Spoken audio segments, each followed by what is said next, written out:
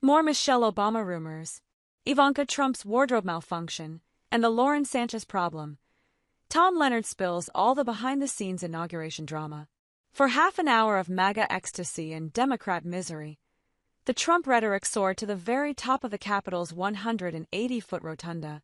The golden age of America begins right now, he told an audience that never missed a moment to leap to its feet and applaud wildly. From this day forward, our country will flourish and be respected again all over the world. The man who insisted that, after escaping an assassin's bullet last year, he was saved by God to make America great again, painted a picture of the U.S. that would surely bring a tear to any patriot's eye. The American dream was back and thriving like never before, Trump declared, as history's greatest civilization rediscovered said greatness as a mighty republic of the most extraordinary citizens on earth, whose power will stop all wars. Our golden age has just begun. Perhaps not quite yet. For Trump had barely sat down when it became clear the Capitol's sound system had broken, leaving singer Carrie Underwood to save the day and sing America the Beautiful a cappella. It was another minor setback for a president who'd earlier tried gamely to land a kiss on the face of a first lady whose wide-brimmed hat repelled his advances. He can't have it all his own way. Whether he's been protected by divine intervention or not, Donald Trump has pulled off the most astonishing political comeback, and today was the moment for him to sit back and revel in it. 2017 could have imagined we'd ever see another Trump swearing-in.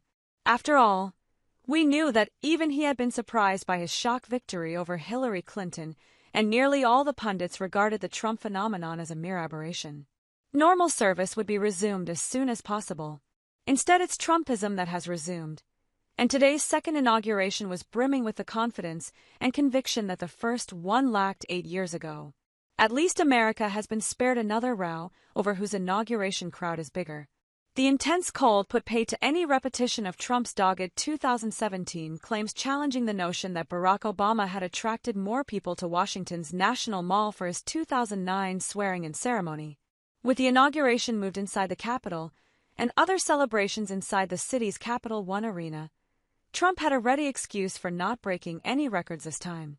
Nonetheless, Trump clearly puts great store by crowd size, and he admitted at one point on Monday that he really hadn't wanted the inauguration moved indoors. Though at least he could console himself that the weather also kept away trouble-seeking Democrats, too. Washington officials had earlier reported that applications for protest permits had been slow, and although a few thousand turned out for a People's March on Saturday and another anti-Trump protest on Monday, there was no repetition of the sprawling Women's March on Washington the day after his 2017 swearing-in that attracted some 500,000 women wearing their memorable pink pussy hats. Trump could certainly say that he went for quality rather than quantity this time. A president who clearly likes to surround himself with attractive, wealthy people was blessed with the attendance, not only of the permatan MAGA elite of Palm Beach and Miami, but the tech kings of Silicon Valley.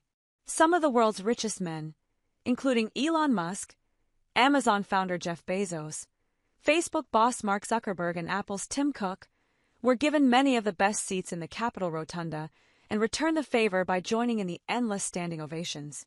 It was an astonishing turnaround for a group of billionaires who only a few years ago were ardent Democrats whose industry regarded the Donald with horror. And one shouldn't forget the techies' consorts. Lauren Sanchez, helicopter-flying fiancée of Jeff Bezos, managed to put all the usual discussions of the Trump women's outfits into the shade with hers. The busted 55-year-old, whose wardrobe never seems anything but figure-hugging, wore a white Alexander McQueen pantsuit over a risqué white lace bustier. Social media erupted with complaints that her bra was entirely inappropriate for a state occasion. "Good grief, Lauren Sanchez. Put them away for one day," said one commenter. Others joked that she was dressed by Victoria's Secret. Mark Zuckerberg, sitting next to her in the rotunda, at times seemed like he didn't know where to look. For others, Sanchez's outfit only served to highlight the stylishness of Melania Trump, the ex-model wearing a far more restrained Adam Lips-tailored navy silk wool coat, and of course that wide-brimmed hat, which served the additional function of hiding her expressions. Ivanka Trump, meanwhile, was also a victim of social media mockery, as some commenters drew an unkind similarity between her forest green Dior skirt suit with the outfits worn by the wives of the oppressive leaders in the dystopian TV series The Handmaid's Tale. The president's eldest daughter, 43, had already drawn anger. this time chiefly directed at fashion designer Oscar de la Renta, after she wore several of de la Renta's outfits during the weekend's pre-inauguration festivities. Furious Trump opponents ludicrously called for a boycott of the designer's clothes.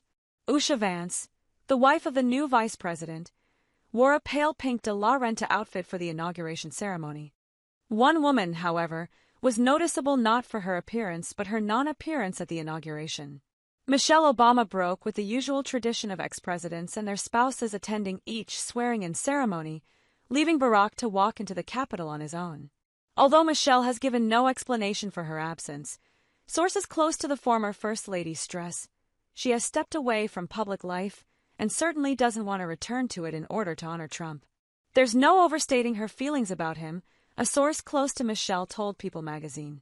Trump certainly won't miss her, and nor will his supporters who, watching live footage down at the Capital One Arena, booed loudly when they saw Barack arrive at the Capitol.